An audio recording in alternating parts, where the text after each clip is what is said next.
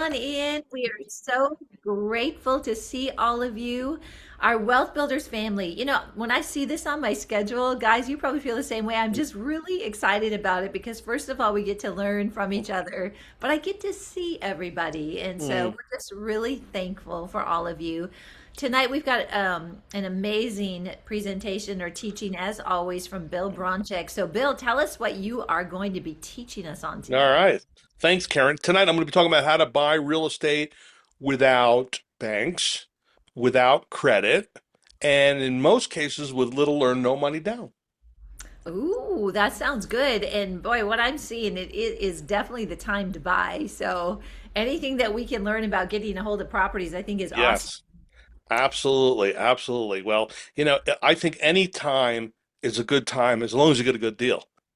That is true. It's not dependent on the market. It's just, Right, but it is right. a It's like opportunity. sort of like dollar cost averaging, you know what I mean? Like you just keep picking it up. The market goes down, you pick some up, the market goes up, you keep buying. Over if you're in for the long game, you're always going to do well in real estate. Amen. That is so good.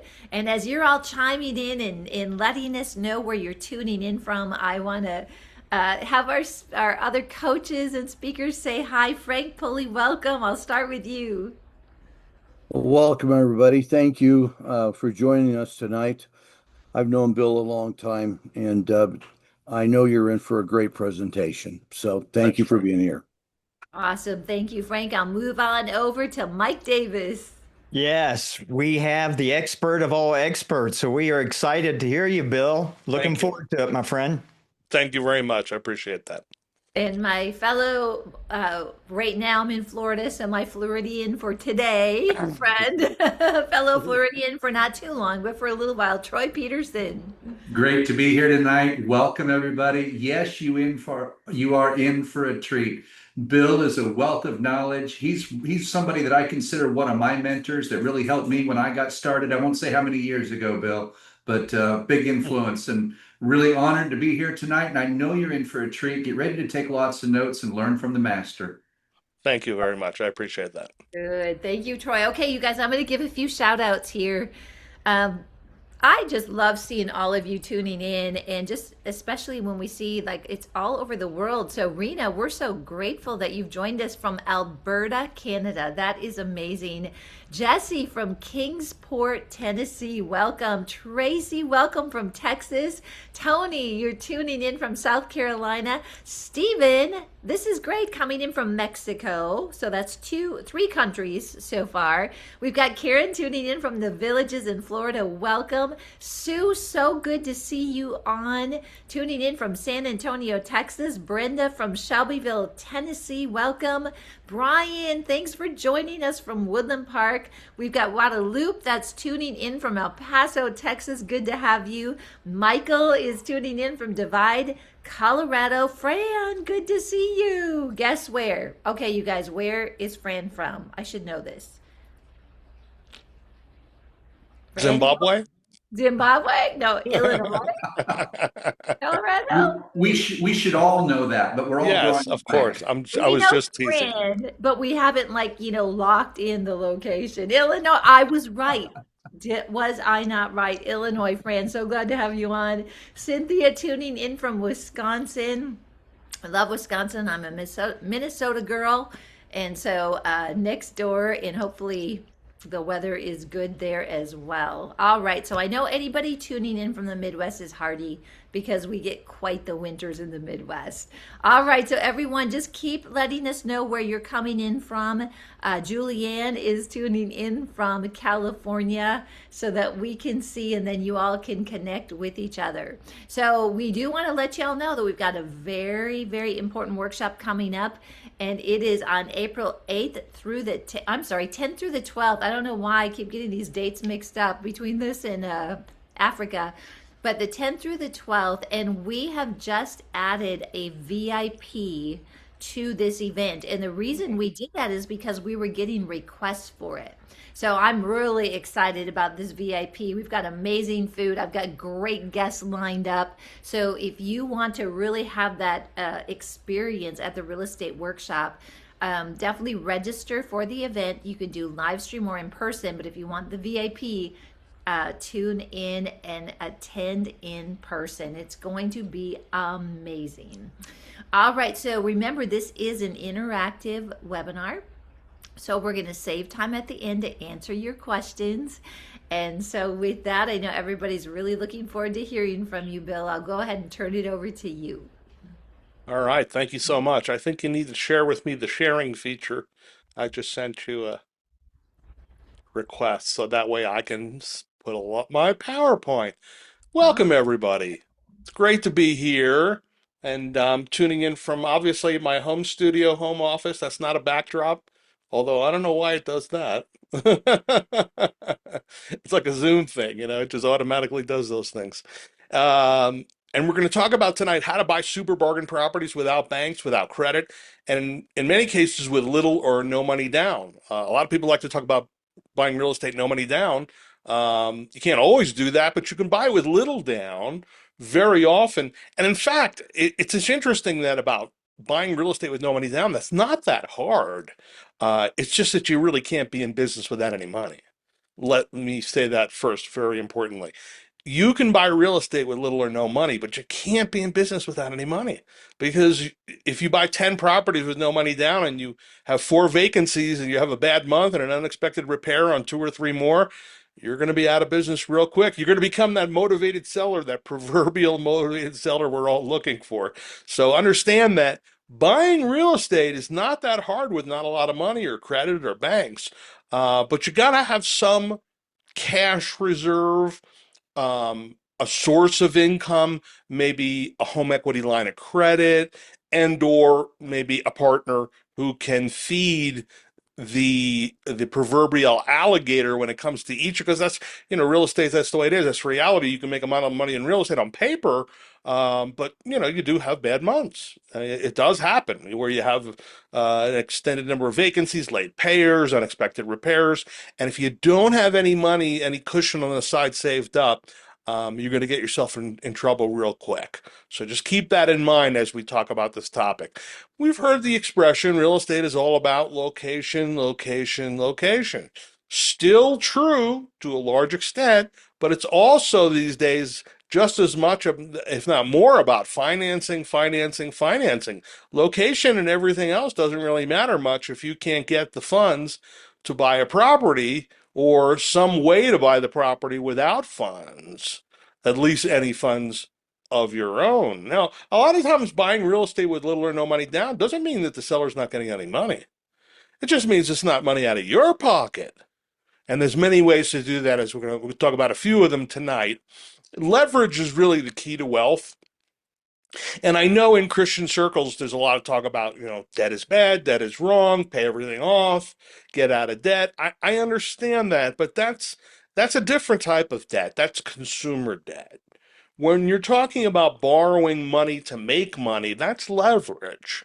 And if you had, let's say, a house that you bought all cash for 100 grand and you sold it a year later for $10,000 profit for 110, and of course I'm omitting closing costs and realtor fees just to make a point here.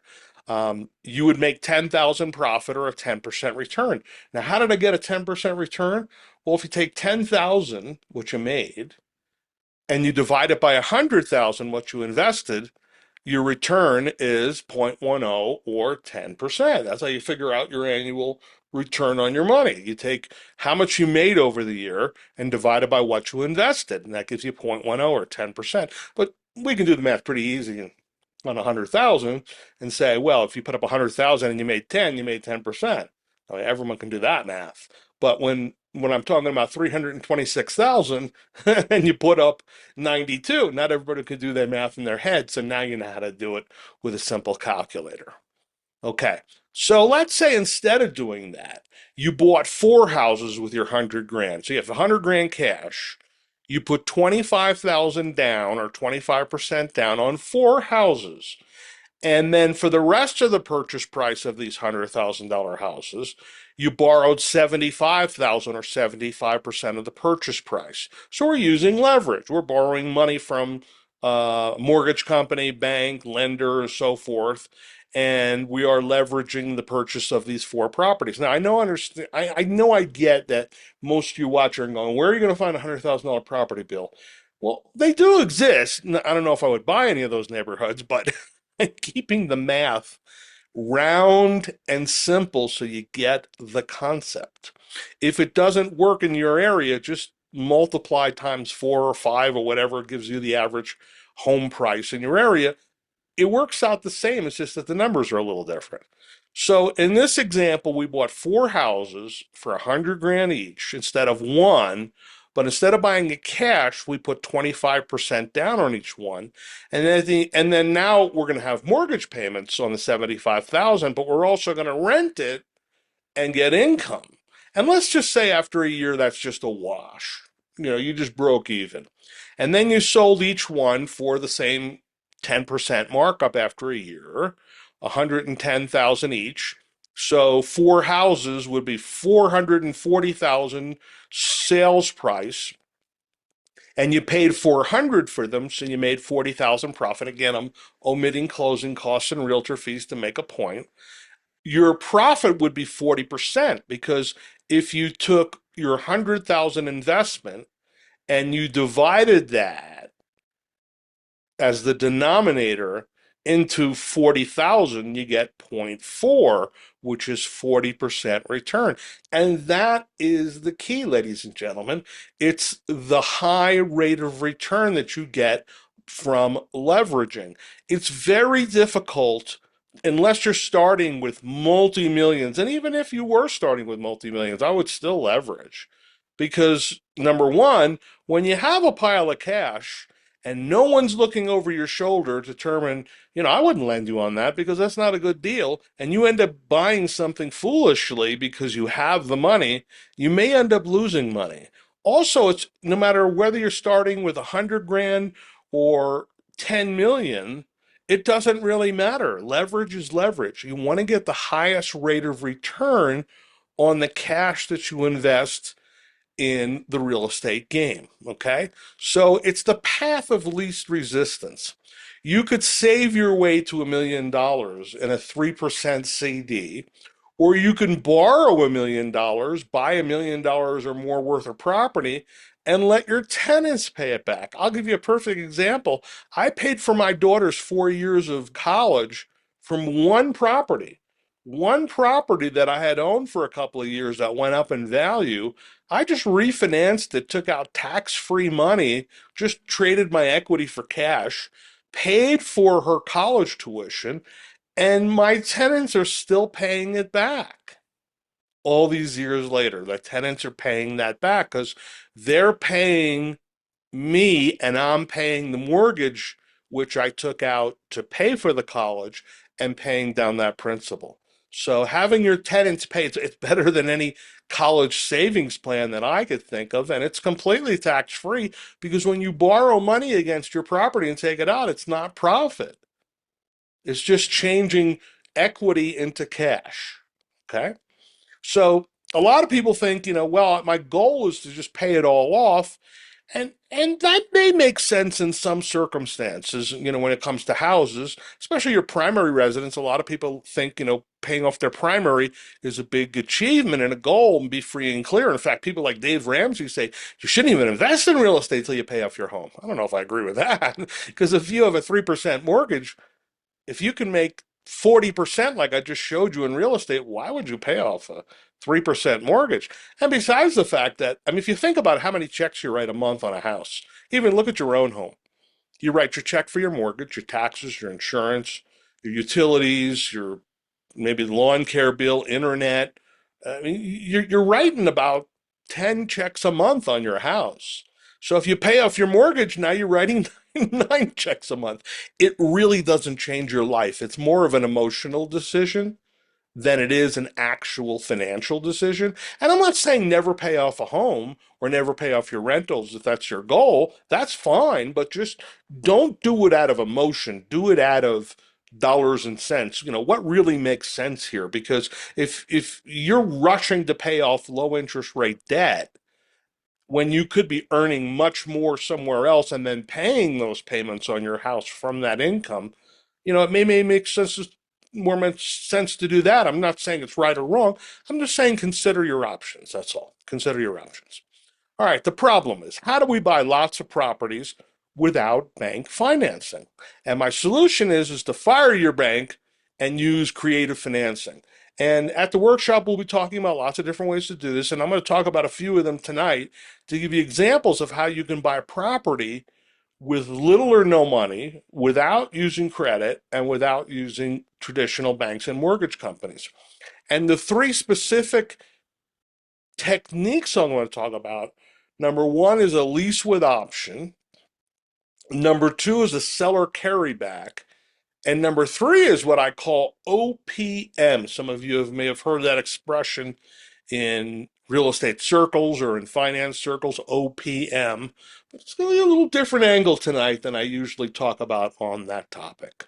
Okay, and there are so many more. There's literally dozens of ways to do this. This is just a sampling of ideas to get you thinking outside the box.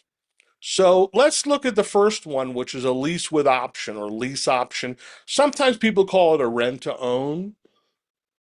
That's just another name for it, or lease purchase. That's just another name for it. But basically, when you have a lease with option, you have two pieces to it: a lease agreement, a rental agreement, and an option to purchase. You put those together, you get a lease option agreement. Okay? What is an option? An option is a right to buy a property. It's not the obligation, it's the right to buy. And what's great about an option, especially if you are the option E, the one with the option to buy, there's the or and the E. The or is the seller, the E is the buyer. If you have an option to buy as the option E, you're not obligated to buy. It's your option to complete the purchase or not complete it. So if you enter into an agreement as a tenant with an option to purchase a property, and let's say the market drops below what your option price is, you don't have to exercise that option and complete it. You can walk away and just say, well, I paid rent payments and I lived there and I enjoyed it. That's fine. You can do that. Well, you can't do that if you buy a property and then you put a 30-year mortgage on it, unless you want to sell it, and you have to have enough equity to sell it. And if it goes down in value, you may not have enough equity to sell it. Whereas an option, it's sort of like a hedge against deflation. It's also a hedge against inflation, because if you have the right or option to buy a property for a fixed price, and you have that option for several years, and then the price or value rather of the property goes up, would it make sense for you to complete the option and purchase the property, or exercise the option, we call it, purchase the property and have instant equity? Absolutely. Absolutely. Or you can sell your option to someone else for money because it has value. If you have a right to buy a property for 350 and the market value is 450, you have 100,000 in, it's paper equity, but it's a profit center there. It's a profit center there. Okay? I know a lot of people, a lot of my clients that I've taught to do this, they lease a property with an option to buy, live in the property, and then after 3 or 4 years of appreciation in the market, if the property goes up in value, instead of buying it, they exercise the option to buy it and then flip it and make 50 or 100 grand on the difference between the market value and the purchase price, and then they do it again. And that profit that they made, that 100 grand between what they sold it for and what they had the right to buy it for, more than paid for all the lease payments for the last 3 or 4 years they lived there. So it's like living rent free. And this is a strategy that people do. I know a lot of people who do this. Every 3 or 4 years, they just live in a property with a rent to own or lease with option. And then if it goes up in value, they turn around and flip it and then just kind of recoup all the rent they've just paid for the last 3 or 4 years, and then just repeat. It's a nice little strategy. Now, another way to do a lease with option is what we call a sandwich lease option. A sandwich lease option. So a sandwich lease option is you find a motivated seller and you lease it on a master lease. We call it a master lease because you're not going to live in it. This is a scenario where you wouldn't live in the property. It's just a right to lease and then sublet to somebody else. So if you could lease the property from the owner with an option to purchase the property at a good fixed price for several years, you can sublet the property to a subtenant for more than you're paying the owner. So let's say the owner happens to have a good low rate, 3% mortgage, and he has a low payment. If you could lease it from him for that payment every month to cover his payment, and that amount is several $100s less than market rent for the property, you could sublet it for market rent and then pay payments to the owner and then collect the difference, collect the spread. So that could be $300, $400, $500 a month difference. And this is on a property you don't even own. You don't have to own a property to make money from it. You just have the right to lease it, the right to sublease it. You also have the right to buy. So let's, using our simple $100,000 example, let's say it's worth 100 and you have the right to buy it for 85, which if you were going to pay cash is really not a steal. It's a deal, but it's not a steal. 70 would be a steal, or 60 would be a steal. But all you need is a little bit of profit center there because you're going to give the subtenant the same option to buy from you for tomorrow's price. So let's say 110. Okay, so let's say you have a lease with an option to buy from the owner for 3, 4, or 5 years, fixed at 85. And then let's say the payment is $700 a month on the lease. You sublet it for 1,000, making 300 a month spread. And then you give the subtenant the option to buy it from you for 110. And you have the option to buy it for 85, and that's a $25,000 difference. So when the subtenant raises his hand and says, I'm ready to buy, you go to the owner and say, hey, I'm ready to buy from you. And you buy it for 85 and you sell it to the subtenant for 110 and make a $25,000 difference. In the meantime, you made $3,000 a month, $300 a month on the rent spread. And there's actually three profit centers here. I only discussed two. One is the monthly cash flow, and that is 1,000 in, 700 out. And again, if you're in a market where things are more expensive, just triple that. So 3,000 in, 2,100 out. That's $900 a month. Works even better. So you catch that cash flow every month. Number two, you're going to get non-refundable money as earnest money or option money from your subtenant. Now, when I set up the deal with the owner, it's first and security, like a lease. When you deal with the subtenant, it's how much do you have to put down as an earnest money on your future home, Mr. Subtenant? And that's usually $3 or $4 or $5,000, which is non-refundable, meaning if they buy the property, if they exercise that option, you give them the credit for that $3, $4, $5,000. If they don't, if they just rent it and then either default or just leave and decide not to buy it, it's non-refundable. You keep it either way. And that's the privilege they get to lock up the property for 2 or 3 years. And it's going to cost them $3, $4, or $5,000. And it's instant profit to you.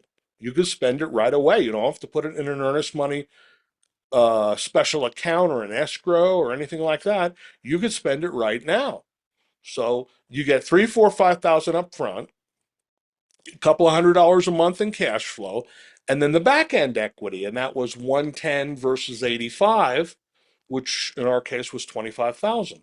Now you're going to have some closing costs. Again, I omitted the fact that when you buy it and then resell it to your subtenant, you're doing two closings there. No realtors involved, but you're going to have a couple $1,000s in closing costs. But still, if you can make 3, 4, 5,000 up front, 300 a month for a few years, and then on the back end, $20,000 to $25,000, this is a nice gig. And remember, At no point in here did we own the house except for 1 minute. 1 minute. When our tenant says, I'm ready to buy from you, we went to the owner and said, I'm ready to buy from you. And the deed went from that guy to me, and then a minute later to the subtenant who now owns the property. And you get the difference. Can everyone see how this works? This is a pretty simple and straightforward technique. And when I got started in real estate investing 35 years ago, this was my favorite technique. I did this all the time. And I found it so easy to do because it's kind of non-threatening to the owner. It's just a lease. In their mind, they don't need to get a realtor or an attorney or, it's not that complicated. And for the subtenant, there's just put an ad out, say rent to own your future home. The phone just rings and rings and rings and rings and rings and rings and rings because not that many people are offering this kind of a deal. It's a nice strategy. I really like this one, and it's not that hard to pull off. Number two, the seller carryback. Now, in this scenario, we're looking for a seller who owns a home free and clear, that is, no mortgage, and you're going to give the seller a small down payment. Now, what do I mean by small? If you wanted to borrow money from an institutional lender, the minimum is 20%. So if you could give the seller 10% or 5% down, that's a low down. That's a low down. That's a small down. And then the seller is going to carry payments for the rest of his equity in the form of a promissory note. And that promissory note will be collateralized by a mortgage against the property, a lien against the property. So at closing, you own it. You gave the seller a little cash down. You gave the seller a promissory note because now the seller's the bank, not a third party bank, but the seller's the bank. And the seller's taking payments of principal and interest every month. And the seller has a lien against the property, which, if you don't pay, allows them to foreclose, just like any other lender. So instead of having buyer, seller, lender, it's buyer and seller is lender. You follow? That makes it a seller carryback. Now, you're probably thinking, some of you, who owns a property free and clear these days, Bill? Where am I going to find one of those? A third of America owns their property free and clear. A third of America owns their property free and clear. That's a lot of properties. And 65% of America owns properties. So we're talking in the tens of millions of properties nationwide. There's plenty of them, believe me. Okay. The third strategy is what we refer to as OPM. What does that mean? Let's see in the chat. Maybe some people could pop it in the chat. What does OPM mean?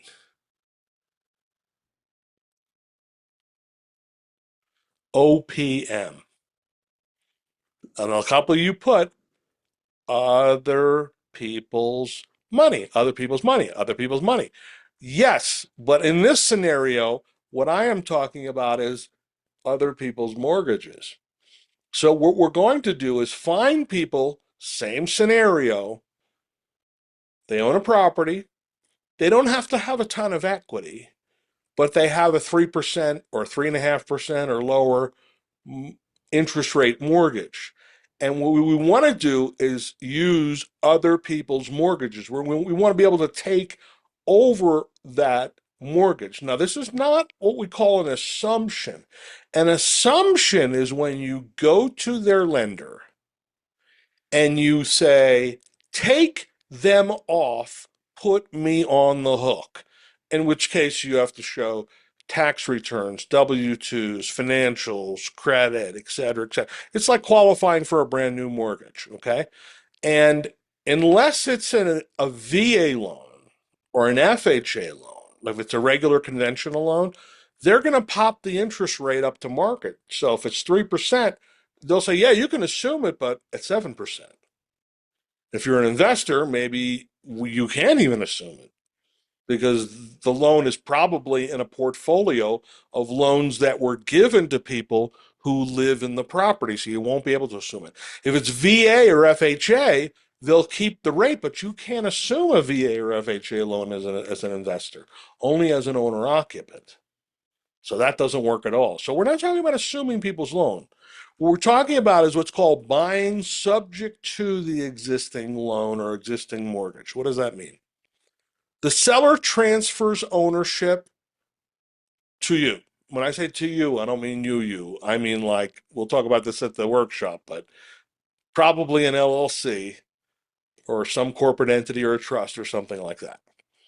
But when I say you, I'm using it euphemistically. Okay, so seller transfers ownership. And how do you transfer ownership? What document? Let's see in the chat here. What legal document would you use to transfer ownership of a property? Someone put it in there. A deed. Well, someone wrote a quit claim deed. Some people call it a quick claim deed, which is the wrong expression, but it's a deed. A deed is the document. Now, there's different types of deed. There's a warranty deed. There's a special warranty. There's a quit claim deed. Well, I don't want to get into the logistics, that far into the weeds of it, but a deed is what transfers ownership. So the seller is going to transfer ownership via a deed. Okay. You're not going to pay off the mortgage at closing. Now, that's typically what standard operating procedure is. The buyer comes in with money, either his own or her own, or borrowed from another lender, and the seller gets all cash, pays off his or her loan, and then transfers the property without a mortgage. And then the lender who lent the buyer is going to put their mortgage against the property, their lien. We're not going to do that here. We're not going to pay off the mortgage. We're going to transfer it subject to the existing mortgage lien. That's what subject to means. You're not going to assume the loan. We're not going to call up the lender and say, give me permission, because they're not going to give you permission because you're an investor. You continue making the payments as if you were the seller on the existing loan. Okay? The seller is going to remain liable primarily for the note if you don't pay it. But if you do pay it, the bank is more than happy to accept it. Now, what's amazing is that a lot of people think that banks don't like this. And the reality is they just don't care. In 1980, a residential mortgage was around 14-15%. So if you took over your neighbor's property at 5% and prevailing rates were 15, of course the lender's going to make a stink. They're losing 10% interest. But if you took over someone's 3 or 4% loan and market rates are in the sixes now, it's only a 2% difference. Lenders could really care less. They really could care less. And this happens all the time, by the way. People do this all the time, not just as an investor, but, husband and wife in a divorce, they, both on the loan, and one gets the property and they're both still on the loan, but only one owns it. That happens every day of the week, doesn't it? So the seller still remains liable for the note, just like a husband or a wife would remain liable for the note if they transferred the property and they were still on the loan. Okay? And you're not liable for the note, which is a good thing. That means if for whatever reason you couldn't pay it, now the right thing to do would be to give it back to the owner, but if you couldn't pay it, the bank can't come after you because you never signed the loan. So it's sort of what we call a non-recourse note as to you, because the bank has no recourse against you. They have recourse against the property. They could foreclose it, or they can go after the seller. Not likely, but they'll probably just foreclose the property. But this is a good scenario because you're probably thinking in your mind, like, okay, Bill, who in their right mind would do such a thing? What seller was going to give me his property? I'm not assuming it. He's still liable on the note. Why would a seller do this? Why do husbands and wives do this all the time in a divorce? But, I mean, that's a rhetorical question. But the answer is it's a seller who's probably already behind a payment or two, and you're going to make up those payments, and or has no equity, and or is thinking, I'm just going to walk away and let the bank take it. And if they do that, it'll get foreclosed and the seller's credit will be ruined. In those scenarios I described, aren't we doing them a favor? We're taking this liability from them. We're going to make up the back payments that hurt their credit and now pay it on time and improve their credit and prevent them from having to have a foreclosure on their record. So you're really doing them a big favor, but at the same time, you're leveraging a property with a low interest rate loan that you can't get in this market, especially as an investor, and especially not with small down. So using small numbers, let's say the property is worth, I'll use real numbers. The property is worth 400. They owe 350. Now, if they sold it with a realtor and paid realtor fees and closing costs and paid off their 350, there's really not much equity there. There's almost nothing. And let's say they were a few payments behind, but they had a 3% loan.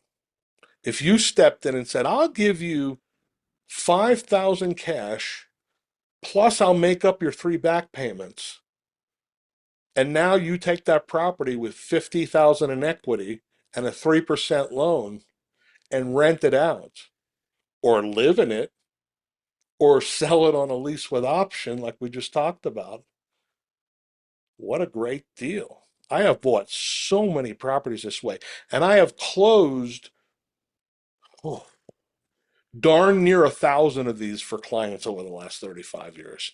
And I could count on both hands how many times the underlying lender said, can't do that.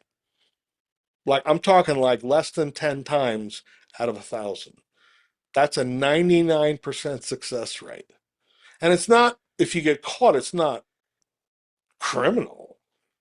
It's just that they say, pay it off. You know, we're going to make you pay it off or we're going to foreclose it. And these were all odd circumstances, but the big lenders, Wells Fargo, Bank of America, Citi, Mortgage, they just could care less. A small local commercial bank or credit union, they may make a stink. In which case you could sell the property or refinance it or whatever. Not a big deal. All right. This is just the tip of the iceberg. And we're going to talk about a whole lot more at the Wealth Builders Real Estate Workshop, April 10th through 12th. 10th is my birthday. And Karen said she's going to jump out of a cake and sing me happy birthday. No, I'm not going to make it do that. David is going to jump out of a cake and wish me a happy birthday. Right. There you go. And I want him to sing it to me like Marilyn Monroe sang it to JFK. I didn't know it was your birthday. Wow. It's my birthday, April 10th. Yeah. We So are I can't think of a better way to enjoy my birthday than this workshop because I love doing it. It's twice a year and it's better every time. Every time the spirit is thicker and more present. Every time so true. Billy outdoes himself It does. with a message that just blows people away. And so I always learn something. I always enjoy sharing with people and learning from people. So there's so much to talk about, getting started, the best strategies for 2026 and beyond, finding deals, creative financing. I'll be talking more about this, tax liens, vacation rentals, a great hot topic, asset protection, which is what I'll be talking about, how to set up your business for maximum protection and minimum taxes, and so much more. How many sessions are there? Oh my gosh. That's a Like great 24 question. sessions? I will tell you that yeah, at least 24 because I was actually doing this schedule today and workshops alone, I think we have 16. Wow. Wow. Yeah. And so, yeah, we have workshops and then we have the speed coaching on Saturday morning, which is my favorite thing. I love it too. And then the Q&As are always fun. There's always something inappropriate I find to say, and Yeah, that's part of it, like entertainment. Like, what is Bill gonna say? Yeah, It's a yeah. draw. All I'm You saying just is never know. Bill, that was absolutely amazing and just kind of opening up this whole world. A lot of people, they think about real estate and they think I cannot do it. And you just every time like dispel that myth. So that was amazing. I'd love to get Thank you. Coach's thoughts on it as we're waiting for more. We have a lot of questions, more to come in. So I'm going to go ahead and start with you, Frank. You're Well, muted. Oh, there you are. yeah, here I am. Bill's just getting warmed up when it comes to creative financing. I'm just going to tell you that right now, but you'll have to come to the workshop and find out more. And again, Troy, Mike, and I were talking about every time we come to these things, we learn some. Well, Bill's one of the smartest guys I know, and if he learns something, you have no excuse not to come to this. Oh yeah, I always learn something new, and I Oh always meet yeah, someone new. I always find a new connect. You never know if the yeah, person sitting next to you is going to be the person who you're going to do your next first or next yeah, deal with. yeah. That's awesome. Thank you so much, Frank. Troy. Yeah, great job, Bill. I love Thank you. the interaction from everybody too. I could tell you are really triggering the thought juices based on some of the comments I'm Yeah. watching. Mhm. So it was good time, good time. So good. Thank you. And Pastor Mike. Well, they always say if you're not as smart as you want to be connected or hang around somebody who is much, much smarter. So that's why everybody should come and make a connection with Bill Bronchick. And I remember Billy, Karen, we were in. It was during COVID, and we did a workshop up at Karis, and Yes. I'll never forget. Billy said he read 300 books, I think, like in 2 year period or something ridiculous. Yeah. It's the most. I thought, you got to be kidding me. I thought, and somebody said, well, if you're not going to read 300 books, at least hang around somebody who did, so you can learn from them. So that's why it's good to hang around the Bill and Bill. Yeah. And speaking of books, I just finished the book, Karen. Oh, you did I good. finished the book. It's off to the editor, and it's called "Claim Your Territory: The Dominion and Authority of Owning Real Estate." Oh my Awesome. Awesome. Yeah. goodness. Okay, that's great. Are we going to be able to pre-order that at the workshop? I don't know. I still have to. The editor's still, so it's not even in publication yet. Well, we'll get it Yeah. out there as soon as possible for All people. right. That's Yeah. amazing. Great. Well, we've got some really good questions here. So I'm just going to go ahead and dive right in. This first one, and Bill, I'll go ahead and direct it towards you, is from Hmm. Jay. And Jay says, how much money should you expect to have in reserve? This is a really common question. Excellent question. So, you get the lawyer answer. It depends. It depends on how many properties you have, because there's a law of averages. On average, let's say vacancy rates are 5%. But if you have two properties and one is vacant, that's 50%, right? So if you have 10 properties, you don't need the same amount of reserve for each property. But if you have two properties, I think you should have 3 to 6 months reserve. But if you have 20 properties, you don't need 3 to 6 months on every property, because the law of averages will average it out. And Bill, just we had this question come up the other day, like reserves, you're talking about principal, interest, taxes, and insurance, correct? Yeah, yeah. The 6 months worth of 3 to 6 months worth of payments, and depending on the age of the house, what I usually recommend people do is put X amount a month into a reserve account.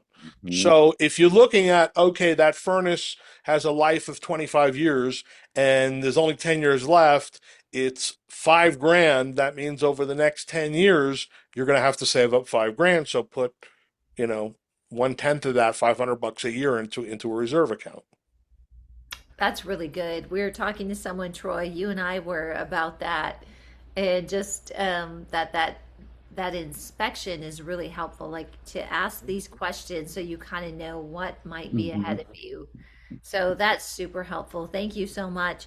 All right, this other question is from Tracy, and I'll start with you on this, Bill. It's a great question. Does a bank look at your current income, or does it only look at potential income of the real estate to decide if they'll make the loan?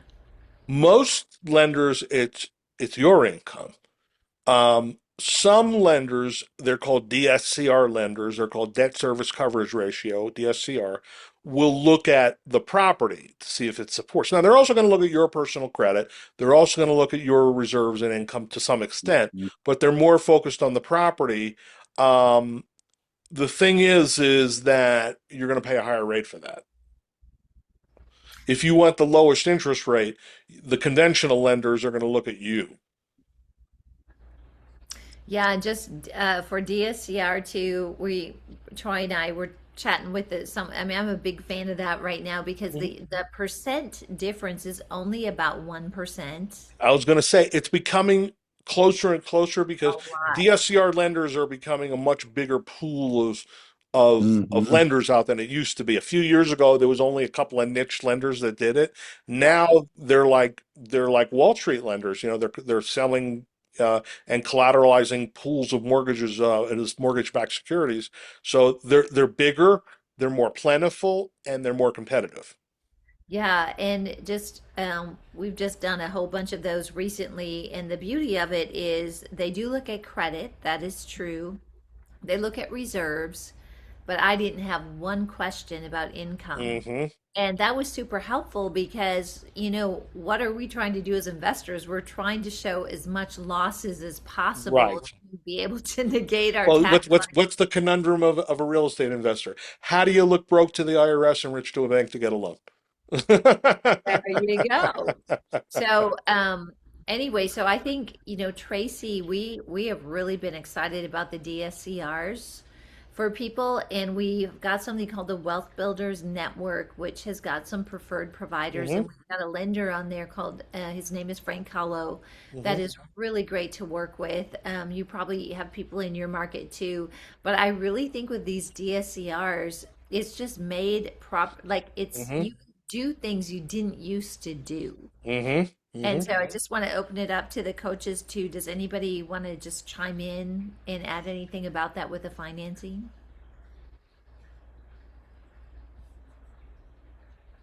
I might want to add something to that, that OPM could also mean other people's money, as people said. And of course, you're still going to have to put 20% down or more on a DSCR loan in Yeah. most cases, but you can bring in a partner to do that. So it's none of your own money. Yeah, you can. And the other way that we've really seen it work well is if you're picking up a property and you're doing improvements and then there's a time to refinance. What they look at is they'll look at the value of the property and they'll look at the rental income. And even if you do not have a lease, it's not a problem. They just deduct 10% off what they look at and say this is what the lease would be. And so there's actually an opportunity to get cash back if you go through the improvement process. Yes, on the front end, depending how you buy it. If you buy it with a DSCR, definitely 25% down. If you buy it with the intent to do improvements, you most likely will use like a hard money loan. Right. It will fund you, and then when you do Hmm. the refi, here's the other beauty of it. It's based on your ARV value, but Hmm. any money you get back is tax free. Right. Or if you have a home that has significant equity, you can get a line of credit, equity line of credit, buy the house with that, fix it up, rehab it, rent it up, and then refi and pay that off. Yeah, and I'll be sharing a lot about this at the event coming up, but you can actually, what we did is we had purchased it under one entity, and then when we did the refi, a DSCR, we quit claimed it into another entity. Hmm. And so you can, if you need to purchase something based on, let's just say your personal credit, your personal income, you do the improvements, then at the time that you're through that rehab, a DSCR will allow you to look at that property. As a matter of fact, you cannot do a DSCR in your personal name, but it'll look at the ARV and then it will determine based on that. Usually it's like a 75%. They take into rent ratios. Hmm. And so you can end up getting cash out. Yeah, Okay. You can get it into your entity. And I'm just telling you, it's tax free and it's a great opportunity right now. And I'll be absolutely. sharing a lot about that because we just did 3 properties and now I'm going to work on a fourth. Awesome. Yeah, it's awesome. Okay, thank you. All right, Sue's got a great question. Sue, this is good. And she says in the sublease scenario, is the non-refundable earnest money in lieu of a deposit requested on a regular lease? Correct. That's very astute thinking there. So instead of getting a month's security, which has to be escrowed, which you have to give back, you get 2 or 3 months worth of earnest money, which is non-refundable, does not have to be segregated. You don't have to give them interest on it like you do in some states, and it's non-refundable. I mean, that means if they buy, you get to keep it, and if they don't buy, you get to keep it. Either way, it's upfront spending money that you can immediately use for whatever you want. And Bill, this is really interesting because we're mainly talking about it the way that you can acquire property. Hmm. But if you're selling a property, Hmm. this is really helpful. Like on one of our properties that we've actually decided to hold instead of sell, we just were Hmm. our priorities. But I had someone reach out and they said, "Hey, we want to put 40% or 50% down, and then we want to pay you the remaining over the next few months." Right. So I was like, and then I Yeah. I realized like, hey, that could work, but I'd have to get with Bill. So Yeah. these are the things that we talk about, like in coaching. Hmm. We connect with Bill, like navigating through this. There's a lot of opportunities on both the buy side and the sell side. But as you can tell from the conversation that we've had and what Bill is sharing, you gotta know what you're doing. Hmm. And so I think there's so many opportunities on both sides. And Bill, you just nailed it. You guys, you got to be part of this real estate workshop because it's even if the same topic was taught last time, it's different because the market is different and things are moving. So anyway, this is really, really valuable. It's a great way on both sides of the fence for you to be able to maximize your income and do really well in real Can I estate. use a Christian metaphor? Yes. The devil's in the details, but at this workshop, we're going to rebuke the devil and give you the details. I love that. And I think things are quickened right now. I do believe that like we're in these last days, which we know we've been in for a long Right. time. But some of the things that I've seen in talking to people, for those of us that say yes, or we trust God with this, there is just a blessing. Like God, real estate is really important to the Lord. And Hmm. Bill, you have a great teaching on this. And actually, I kind of Hmm. have, you haven't looked at the titles yet. I'd really like you to talk about some of this. But there's such a connection spiritually to real estate. And I really believe we're in a time that if we are in tune to it, if we're willing to get ourselves educated, if we're willing to expand our hearts to what's God has called Hmm. us to, I think things are moving fast right now. Absolutely. You want to take dominion and authority over as much of the property where you live, work, and minister as you can. Because if we do it for God's purposes, we are rebuking the enemy who's still trying to claim, but his grip is slipping. It is, and I'm going to turn it over to Troy. I can tell Troy's lit up right now. I love it. He's like, yes, yes, yes. But I was talking to Dr. Jim Richards the other day, which many of you know Dr.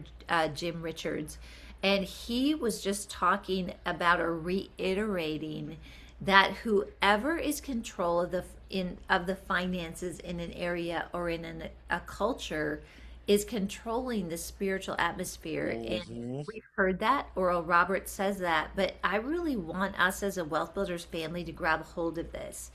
So we think about it, generational wealth, absolutely. It was just with Levi and Carly today. We're talking about like the future, like in with Coco, and then we've got little Pearson coming in October, which we're very excited about.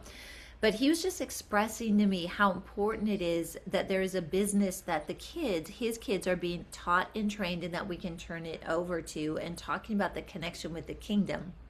Well, as we step through this, it's definitely about that, but it's also about what are we going to do to have an influence over the area that God has called us to. And this is not a light topic. This is not like, oh, I want to be rich and comfortable. This is a kingdom mandate. Okay, so Troy, I'm Hmm. going to cut you loose because I can see you bursting at the seams. Well, I was a little lit up when Bill's talking about take dominion because that's what it's about.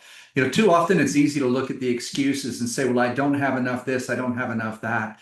I've been in real estate 30 years, and the first 10 years, all I did was make excuses. I says, I don't know how to invest, I don't have the money to invest. And then a guy named Joe Ball came along and he taught me I didn't need money. I just needed to chutzpah to go out and find a property and start taking dominion. I haven't looked back since. What Karen said is right. The devil wants to keep us broke because he knows that if he can keep us broke, then we're impotent and have no effect in the land. But if we can get a hold of the money, then we can transform this world and we can do it for the kingdom. That's what this is all about. And the season we've got in the market right now really hands us an amazing opportunity. I was just reading a Resi Club report earlier today that talked about existing home sales have been relatively flat for about 3 years now, about 2003. In fact, they're the lowest they've been since 2009. Considering we had a 90 million population in 2009 and we've got a 130 million population today, we should not have existing home sales so low. Mhm. That tells me that our market is poised for a takeoff. It's poised for a lot of increase. And if you don't get in the game now and really start taking advantage of it, then in a couple of years, you're going to be kicking yourself, wishing you had.